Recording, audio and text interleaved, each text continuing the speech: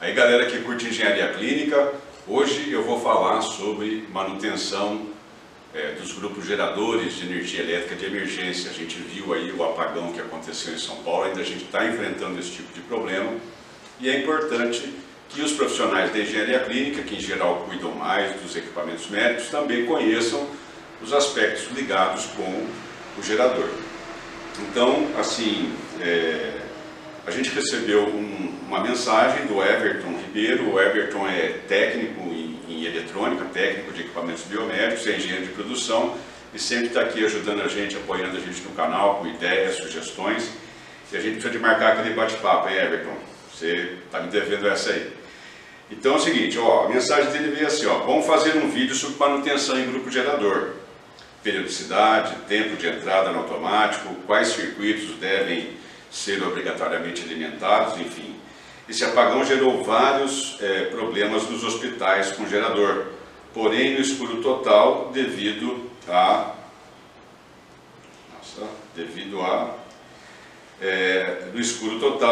problemas no gerador, falta de procedimentos, etc. Pois é, isso é muito comum, infelizmente, é muito comum.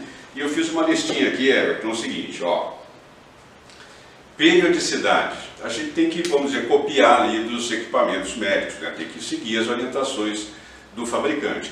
Agora, tem um detalhe muito importante, é que assim, os números de horas que os equipamentos do hospital trabalham é muito pequeno comparado com o número de horas que um motor diesel foi projetado para trabalhar. Por exemplo, eu vou colocar algumas fotos aí, por exemplo, do orímetro. Essa aqui do orímetro, se eu for olhar esses orímetros, é tudo baixo volume de horas.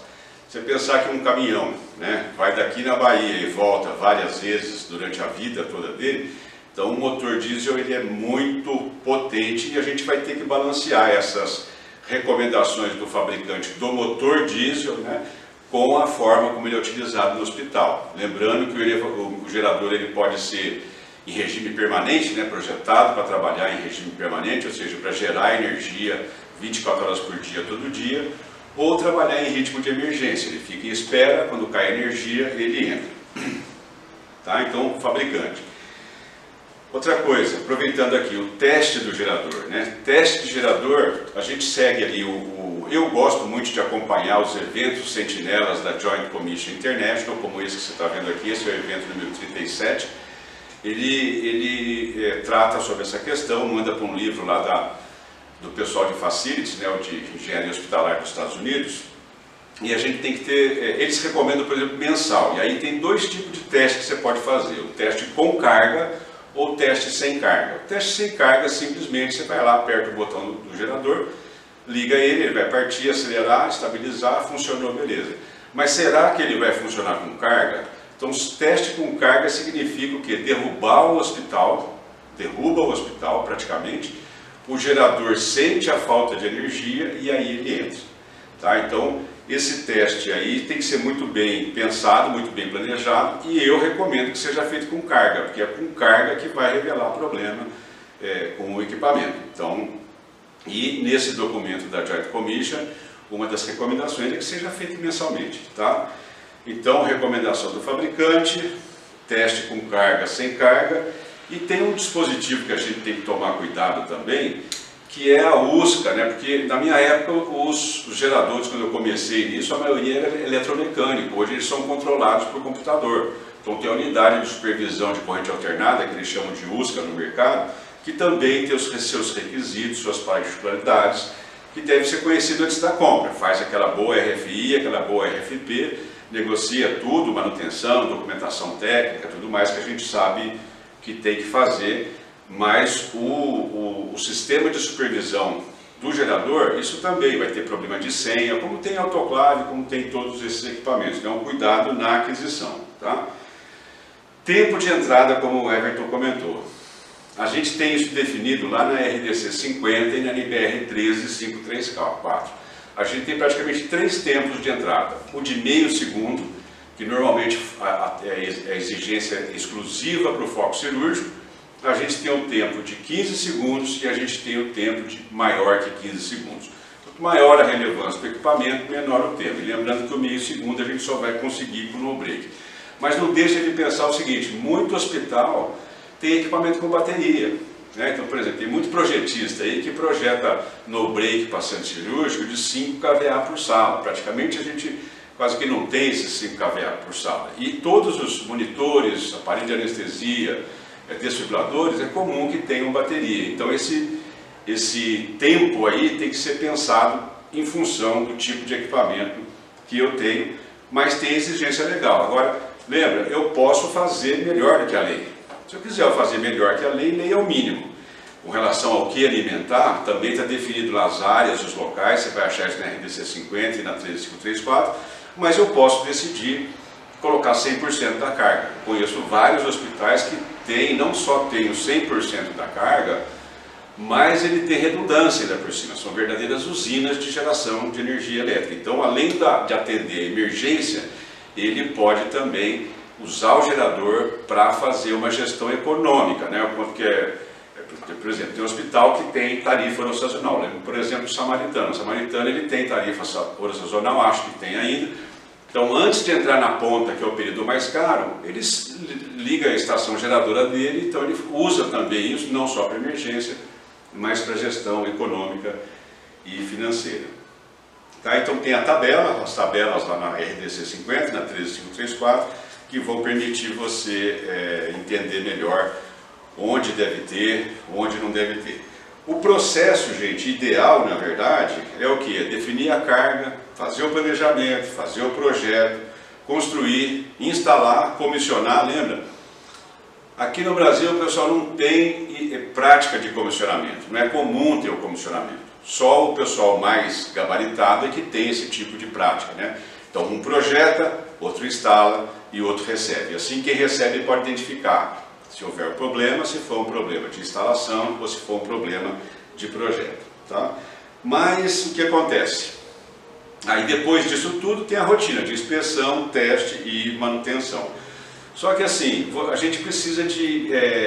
isso quando o hospital é novo, né? Agora quando o hospital não é novo, você chegou no hospital novo para você, o que eu recomendo você fazer? Você fazer um diagnóstico da situação, identificar alguns pontos ali. Por exemplo, veja essa foto aqui.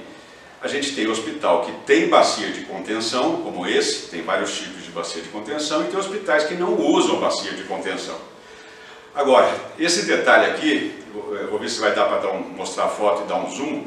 O cara fez a bacia de contenção e botou um dreno ali. Para que serve a bacia de contenção? Lembra que o diesel é líquido inflamável. E se ele escorrer, o fogo vai percorrer. Se ele escorrer, tiver fogo, né, o fogo vai caminhar também.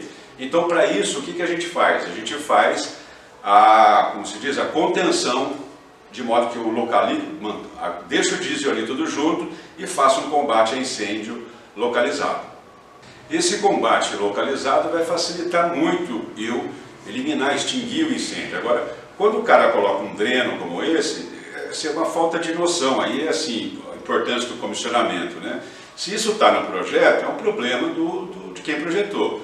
Se não está no projeto, é problema de quem instalou. Então você consegue identificar o problema. E mais, essa tubulação que foi colocada é uma tubulação de plástico, né? Você poderia até colocar uma tubulação com registro que resiste ao fogo, para você poder ter um controle ali. Mas não esse tipo de fato aqui, é um fato que não tem pé nem cabeça. Então, no seu diagnóstico, fique atento a essa questão.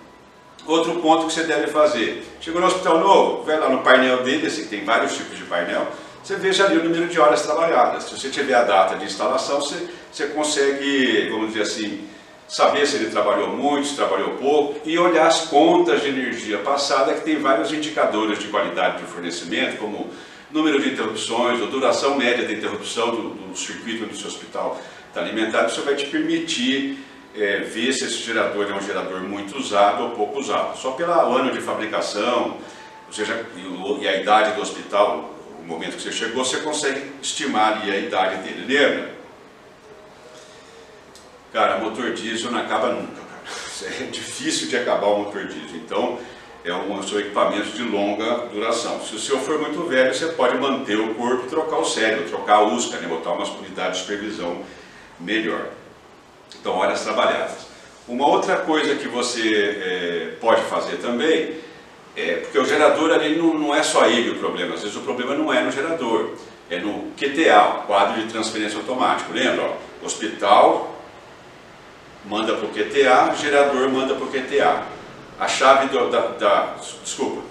concessionária, chave fechada, mandou para o QTA, para o hospital. Gerador, chave aberta, mandando para o QTA. A chave do gerador aberta e a da concessionária fechada, elas estão intertravadas. E quando uma fecha, a outra abre.